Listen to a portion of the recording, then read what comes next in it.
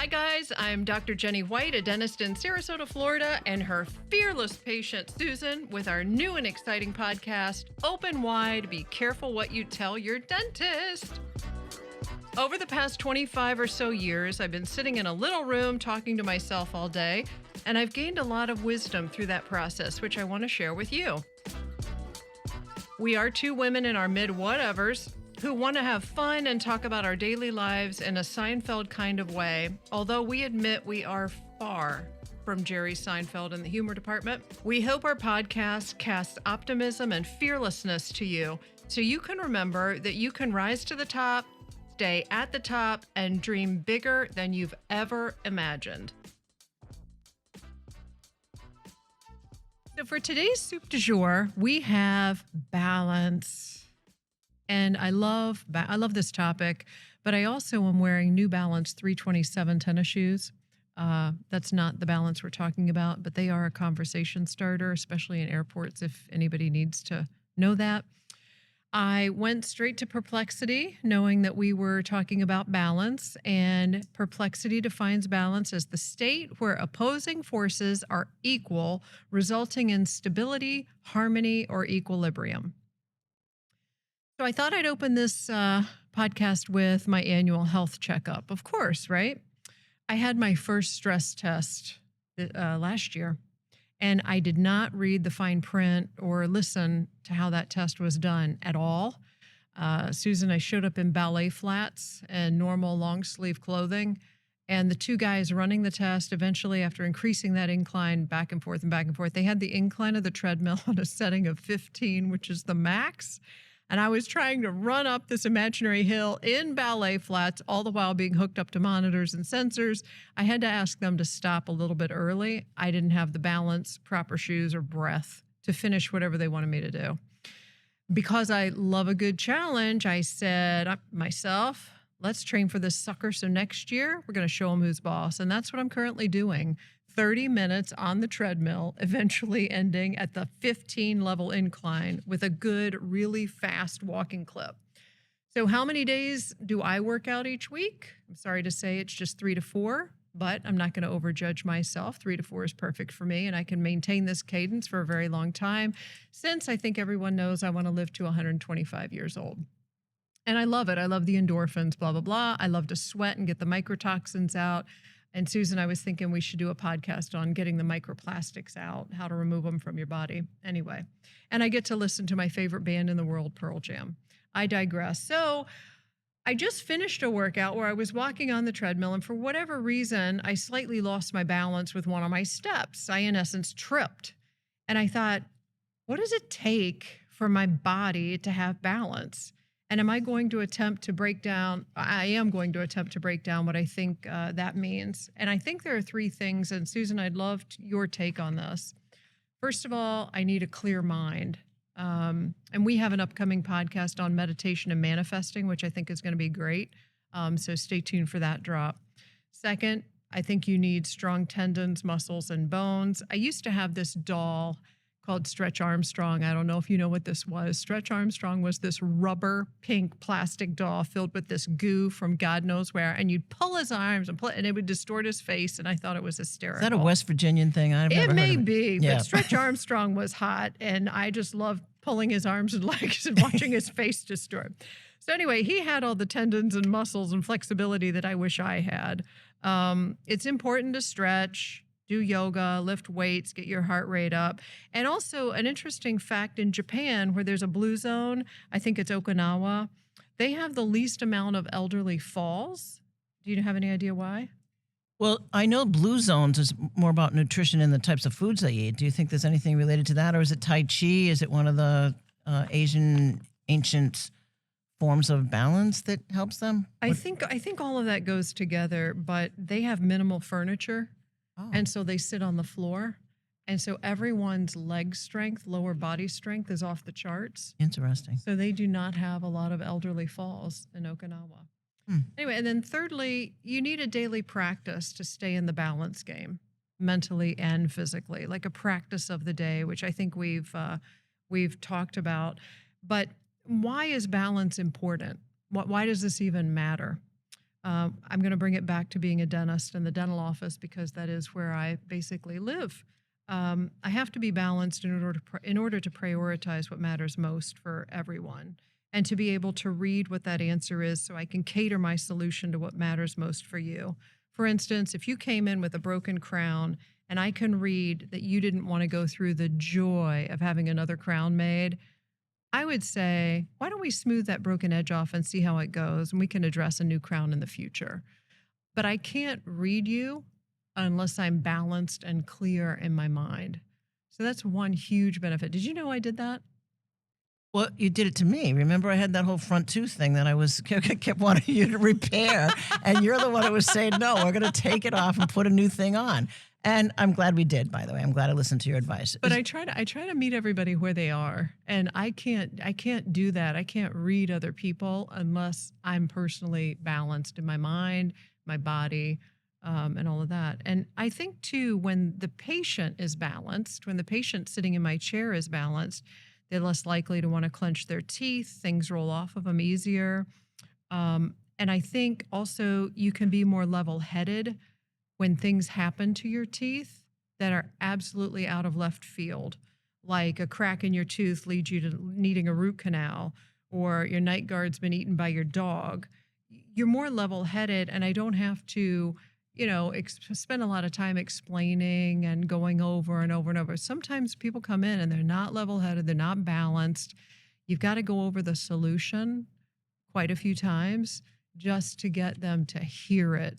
So for me, being balanced affects my work life, affects my relationship with my patients. It affects a lot.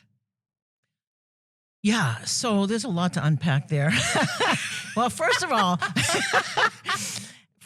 there's the whole issue of physical balance, which you started out with, and I agree that as we get older, that is paramount. We really need to spend more time making certain that we are doing balancing exercises. Like every day, I try to do the flamingo test. You know what that is? You stand on one leg and you raise your other one. You can rest it on your knee or something, but it's lifted off of the ground. And if you can stand on that leg for over 30 seconds, then you're good at balancing, and then you alternate legs. So that's a really good test I try to do now daily, because I think it's important that we build up our balance strength, particularly as we get older. Yoga, you mentioned, Pilates, you mentioned, are also ways in which we can, take care of our physical balance. And then lastly, I go to a place in town, I'm sure there's one in every town, where somebody actually stretches you out. And so I go once a week and get stretched, which is a way of keeping my muscles and tendons sort of happy and in line and so Absolutely. forth. So there's the physical balance. And then you alluded to the personal internal and emotional balance, which is so important in all of our lives for all the reasons that you mentioned. And of course, there's many ways to keep that in check. But yeah, I think a balanced life is sort of made up of those two components, physical and emotional. And I guess balanced diet is also maybe a third component too. I think so too. And you can go down the rabbit hole for each one of those and really get intricate and detailed and all of that. I also, another fact people may or may not want to know about me is I have a terrible memory. And I think part of the reason that I have my memory is because I clear my mind out all the time. So after I go in with a patient and they're telling me that they're really upset because their home just flooded and they need their cataracts removed, right? And then I go into another room and someone is really upset that their car didn't get detailed. And then I go into it. I have to clear in between each room, each patient, to make sure I'm the best version of myself, to do the best version of dentistry for you. But I think it's just my memory is shot. I am the happiest person to have an argument with because I won't remember whatever it was we were arguing about. And I really, don't care. And you think that that's because you on purpose clear your mind? I have to. Yeah. I have to. Right. Because that could be something else too. You may want to get that checked out. I need to start some vitamin regimen. Right. Or something. Maybe dementia. No. I'm just saying. I don't know. But I appreciate that you clear your mind. I think that's important to do at the end of every day and start a a period of time for yourself as the evening approaches. Absolutely. Yeah, absolutely. And speaking of staying balanced, Susan, I think you have a cocktail for every podcast. And I am super excited. And I hope that this one helps keep us balanced. Yeah. Before we get to that, I do want to make another point about balance, though. The other day, I was talking to a woman who is the single mother of 3 kids. And she's trying to work. She's trying to go to school. She's trying to raise these kids. Of course, there's no man to be found anywhere. So she's doing it without any kind of support. Those are the girls that really do the balancing acts. Yeah. You know what I mean? Like you and I are lucky enough to have techniques that we can call on, yoga, Pilates, whatever, to or get somebody to stretch us out to keep us balanced. But those people really are balancing a lot, and they deserve a lot of credit. Yeah, when the mothers come in and they're pregnant with a baby and they have 4 children currently and they're managing it all while their husband is working. I mean, I don't know how they balance. I don't know how they do it either. I bow down. Yeah. I really do. Yeah. It's true. They're different. I guess there are different levels of balance. I mean, different levels of stress, different levels of different techniques to use to balance and different levels of balance. And I don't think we're ever balanced all the time. I think it's something that you come back to and then you stray from. But it is something you need to be and you stray cognizant of. I mean, I know I need to do that. I tend to overdo things. And when I realize that I've done that, I need to take alternate time to do nothing, like literally do nothing for like a weekend or several days. To balance myself out. So, we are very similar in that. Very similar in that. So back to my exciting idea of the cocktail to balance ourselves out. Here we go. Okay, so this is a nice summer drink to balance us out today. This is called Limoncello Gin Fizz. It is 1.5 ounces of limoncello, 1.5 ounces of gin, and some little bit of maple syrup, and some sparkling water. Ooh. Yeah. It's very sort of light and summery. Cheers. Do your balance. Hopefully you're not off balance. Here's to more balance. Now this is lovely. This is almost like a it doesn't even taste alcoholic. Right. Yeah. I like this one, and it's called Limoncello Gin Fizz. I second that. Okay, so we have 2 more fun things to do. One is we have written out words, and we've folded them up and put them in this mug that says, "Be careful, or you'll end up on my podcast." We got to start giving these mugs out to people.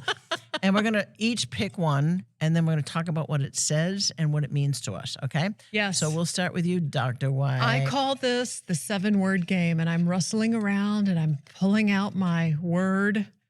And let's see what I have here. Awkward social situation. Let me think. So honestly, the only thing that comes to mind is I'm a huge college football lover. I didn't know if anyone knew that about me. And we have some friends that are very out of state, but they're very friendly with the local college football coach. And we were in the midst of a losing streak, which unfortunately West Virginia is known for. Although I love West Virginia and I love my Mountaineers. I'll root to them to the day I die. But we were at dinner, and I was unaware that this family was really good friends with the football coach. And so over dinner, which probably involved some cocktails, I started talking about the horrible play calls and what a dumb move to take this player out and put that one in, and what was he thinking? And the table went silent. Oh, Jesus. That table went silent. I mean, that was awkward for me. And Tom, my BHT Tom was kicking me under the table, and I thought, gosh, his legs are so long. I wasn't getting the message, shut up, Jenny, shut up. Oh my God. Yeah, so I would that's say bad. I would say that is one of my awkward social situations. And the host was a relative of them, or just a lover of the opposite team? They're tight. The They're tight. Okay. Yeah, they're tight. They're not related via family by Okay. blood, but they're Right. just really tight friends. Oh my So, God. yeah, but I worked my way through it somehow. Came on the other side. Love everyone to this You gave me day. some whitening toothpaste. I and they were all probably happy with handed that. out toothbrushes Yeah. and extra special toothpaste. But what's your word? So mine isn't a word, actually. It's a who would I invite to a dinner party? I love this one because I've always wanted to have these people at my dinner table, okay? So this straddles all kinds of decades and centuries, but Marco Polo, I would have. I would love to have Marco Polo at my dinner table because I would love to hear about his. I love traveling. I do a lot of traveling and I love it. And I would love to hear about his travels through the Silk Road and So interesting. how he did that and so forth. So wouldn't it be interesting? Oh, Marco Polo? absolutely. We'd probably have to put pillows on the seat because I think he was really short, but that would be good. Leonardo da Vinci, for all the obvious reasons, he'd be fun to have. Modigliani, who's my favorite artist. Do you know who he is? He's No, an I Italian don't. artist. He paints with the long faces. Oh, He painted at the turn like the 1900s. Very interesting. Coco Chanel. oh, Yeah. lovely. And then probably like Stanley Tucci, who I think he's obviously, was a current guest, but I love his cooking and I love his acting, and I just think he's a cool guy. An amazing guy. Yeah. I agree. That would be, and of course me. I know I would be invited to that dinner Oh, party. well, yeah, I'd have to have you. Like, we're chained together now for the rest of our lives. I got to invite Jenny. Yeah, you'd probably want to fix many of these people's teeth because, like, Modigliani, for example, was a alcoholic on absinthe. What's that alcohol, that rot gut stuff he drank all the time? Yeah. I don't know. I don't know. His teeth were bad, I think. I don't know. So bringing it back to a little bit more balance, I imagine the famous athletes, Steph Curry, Rory McIlroy, Kachuk, the Florida Panther hockey team player, and they're all amazing in their own sports. They must have some routine or some way they live their lives so they continually achieve balance and perform at such a high level. They can't hold on to the last play, the last putt. Talk about continually releasing to maintain that level of balance. These guys have probably honed it to a real skill, an art. And if any of them are available to be on the podcast, just give us a ring. Let us know. We'd love to have you. Well, on our previous podcast, we had Dr. Hammond, who was, I think, the epitome of somebody who balances his life. He is a dentist, but he does a lot of charitable work in Guatemala. He's a musician. He's a great father, a great husband, and an ultra marathoner and an Ironman. I mean, that takes dedication and balance. And he talked about that in a previous podcast. Yeah. And it's sitting with him and listening to his stories and just seeing how humble he is. I mean, he's either got true balance in his life or he's a really good faker. I tend to believe it's the balance. We didn't talk to him about his spirituality, but I bet there's something there that guides him too, really. And that's a great point because we all have, whatever we call it, our beliefs, our religion, et cetera. And that plays probably the number one position in maintaining your balance through life, through no matter what happens to you. Speaking of things helping us maintain our balance, what do you say you review with us your little tip or trick of the day that hopefully is going to help us stay balanced? Well, yeah, that's not. As not she's likely- pulling out some tinfoil, not so I'm not likely really sure where to we're going happen here. with this particular hint, unless you want to put it on your head. I don't know. So I have some aluminum foil or tin foil, and I have a pair of dull scissors. And if you cut the tin foil with the scissors, it sharpens the scissors. So if you do it like 3 or 4 times, your dull scissors will now be able to, as I'll demonstrate here, cut paper. Wow. I know. Who knew? This is unbelievable. Do you know, as a child growing up, there was this woman, Hints from Heloise. Do you remember Hints from Heloise? I do remember that. Susan, it's in the paper, right? You are my Heloise. I had no idea about that. And I'm going to go home immediately and get some aluminum foil and take my scissors and go to town. That was amazing. Did not know that. Thank you.